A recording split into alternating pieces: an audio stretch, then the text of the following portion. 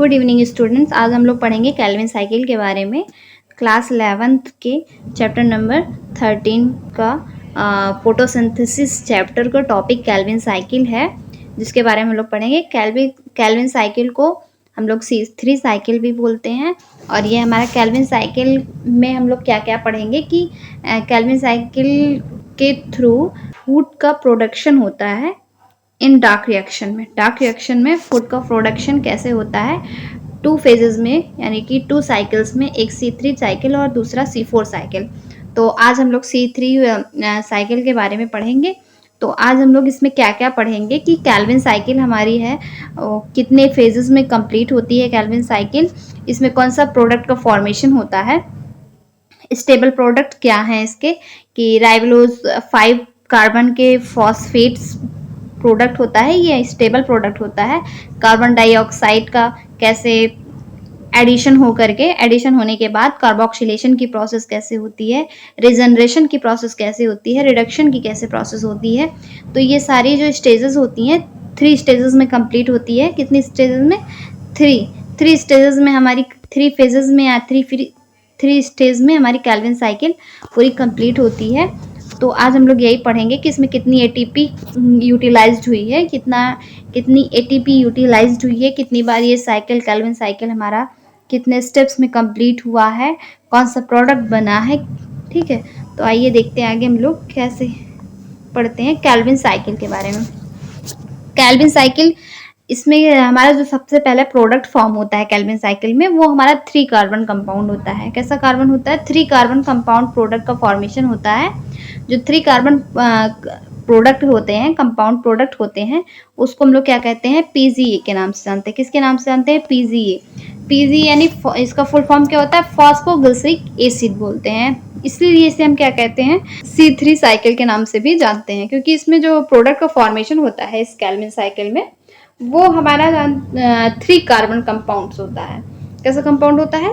3 carbon compound होता है, इसलिए इसे हम लोग क्या कहते हैं? C3 साइकिल भी बोल देते हैं। दी प्लांट्स या फिर विच प्लांट्स हु सिंथेसाइज करते हैं देयर फूड को with the help of C3 cycle. C3 cycle की हेल्प से अपने फूड का सिंथेसाइज करते हैं ऐसे प्लांट्स, उस प्लांट्स को भी हम लोग क्या बोल देते हैं? C3 प्लांट्स बोलते हैं। क्या बोलते हैं? C3 प्लांट्स बोलते हैं।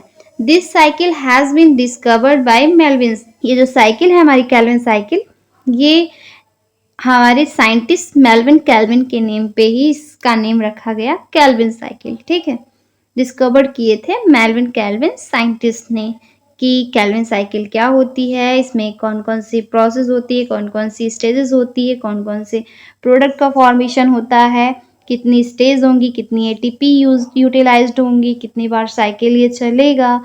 ये सारी चीज़ें डिस्कवर्ड किसने की थी? मेल्विन केल्विन साइंटिस्ट ने। ड्यूरिंग दिस साइकिल, इस साइकिल में जो हमारा स्टेबल प्रोडक्ट होता है, सबसे पहला स्टेबल प्रोडक्ट होता है जिसके थ्रू हमारी ये साइकिल जो है वो स्टार्ट होती है कार्बोक्सिलेशन के through, which is pentose sugar is reduce होता है in the form of carbohydrate. ठीक है, पेंटोज शुगर जो है वो रिड्यूस्ड हो जाता है, किसके फॉर्म में? वो कार्बोहाइड्रेट के फॉर्म में, कार्बोहाइड्रेट के फॉर्म में वो रिलीज होता है। इसलिए इस साइकिल को क्या कह देते हैं? रिडक्टिव पेंटोज पाथवे के नाम से भी जानते हैं। किसके नाम से जानते हैं? Reductive pentose pathway. ठीक, आइए हम लोग साइकिल में देखते हैं कि इसकी साइकिल कैसे कैसे होती है। सबसे पहले हम आपको बताएं कि एक 5 कार्बन का प्रोडक्ट होता है, स्टेबल प्रोडक्ट होता है, राइबोलोज 1,5 बिस फॉस्फेट। ठीक, ये एक्सेप्टर होता है, इन्वायरमेंट से कार्बन डाइऑक्साइड और जल को एक्सेप्ट करके कार्बोक्सिलेशन हमारी फर्स्ट स्टेज है इस साइकिल की, फर्स्ट स्टेज है कार्बोक्सिलेशन। इस स्टेज में एडिशन करने के बाद कार्बन C6 यानी कार्बन 6 का प्रोडक्ट का फॉर्मेशन करता है। ठीक, प्रोडक्ट फॉर्म करता है, और ये जो C6 प्रोडक्ट है ये स्प्लिट हो जाती हैं 2 कार्बन कंपाउंड में, एक C3 का और दूसरा C3। अब जो ये C3 प्रोडक्ट है हमारा फॉर्म्ड हुआ है, ये क्या है? तो इसे हम लोग क्या कहते हैं? PGA कहते हैं। PGA हमारा 3 कार्बन कंपाउंड्स हैं, ठीक है, जिसका फुल फॉर्म क्या होता है? Phosphoglyceric acid. ठीक, तो ये हमारा कितना बनता है? 2 बनता है, 2 बनता है। इसके बाद फिर इसमें भी एटीपी एनर्जी का यूटिलाइज किया जाता है, रिडक्शन की प्रोसेस आती है। एटीपी एनर्जी का यूटिलाइज किया जाता है NADPH डार्क रिएक्शन का जो प्रोडक्ट फॉर्म होता है की हेल्प से PGA प्रोडक्ट का फॉर्मेशन होने के बाद फिर सेकेंड स्टेज हमारी जो आती है कौन सी होती है? रिडक्शन स्टेज होती है। रिडक्शन स्टेज हमारी क्या है? रिडक्शन स्टेज में भी एटीपी एनर्जी का यूटिलाइज करके ADP प्लस फॉस्फेट का फॉर्मेशन होता है, ठीक। और NADPH प्रोडक्ट का यूज करके यहाँ से एक H+ आयन क्या करते हैं? रिलीज कर देते हैं, ठीक है, रिलीज कर देते हैं और ये बनाता है एक product triose carbon C3 carbon triose होता है। 2 प्रोडक्ट होते हैं C3 और C3, ठीक। और ये जो प्रोडक्ट होता है इसे ट्राइओज क्यों कहते हैं? एक कार्बन ये अपना क्या कर देता है? रिलीज कर देता है। एक कार्बन को रिलीज करने के बाद फिर से ये 5 कार्बन रीजनरेशन की प्रोसेस में आता है, एटीपी एनर्जी का यूटिलाइज करके एडीपी का फॉर्मेशन फॉर्म करता है रीजनरेशन के थ्रू। फिर से ये अपना 5 कार्बन स्टेबल प्रोडक्ट का फॉर्मेशन कर लेता है और जो वो स्टेबल प्रोडक्ट होता है हमारा क्या होता है? ग्लूकोज होता है। क्या होता है? ग्लूकोज होता है, ठीक। C3 साइकिल में जो हमारा फूड का प्रोडक्शन होता है या फिर जो भी फूड बनता है, जो भी प्रोडक्ट फॉर्म होता है स्टेबल प्रोडक्ट, वो हमारा ग्लूकोज होता है। कैल्विन साइकिल कंसिस्ट होती है 3 फेजेस में। एक कार्बोक्सिलेशन फेज है, दूसरी हमारी रिडक्शन फेज है और तीसरी हमारी रीजनरेशन फेज है। कार्बोक्सिलेशन की प्रोसेस में बताया गया है कि वो हमारा 5 कार्बन का जो स्टेबल प्रोडक्ट होते हैं वो कार्बन डाइऑक्साइड को इन्वायरमेंट से एक्सेप्ट करते हैं। आफ्टर एक्सेप्टेशन एडिशन होता है, एडिशन के दौरान कार्बोक्सिलेशन की प्रोसेस होती है और 6 कार्बन का प्रोडक्ट फॉर्म होता है। तो वो स्प्लिट हो जाते हैं हमारे 2 कार्बन में, एक C3 और दूसरा C3, यानी ट्राइओज के फॉर्म में बनते हैं प्रोडक्ट। और जो प्रोडक्ट होता है वो फॉस्फोग्लिसरिक एसिड्स होते हैं, ठीक। तो वो 2 बनते हैं, 2 प्रोडक्ट होते हैं उसके।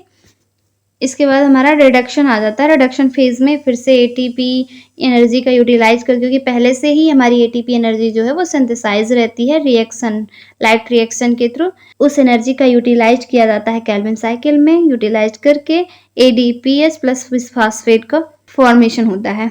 और NADPH जो है हमारा वो क्या है? वो डार्क रिएक्शन का प्रोडक्ट होता है, उसका यूज करके हम H+ आयन को रिलीज कर देते हैं और जो प्रोडक्ट बनेगा यहाँ पे वो हमारा शुगर बनेगा, ट्राइओज यानी C3 और एक कार्बन को रिलीज करेगा। Carbon after release carbon 1 carbon release करने के बाद फिर से ये अपना वही 5 कार्बन के फॉस्फेट प्रोडक्ट स्टेबल प्रोडक्ट का फॉर्मेशन करेगा इन रीजनरेशन स्टेज में। 3rd स्टेज जो हमारी है वो रीजनरेशन की स्टेज है।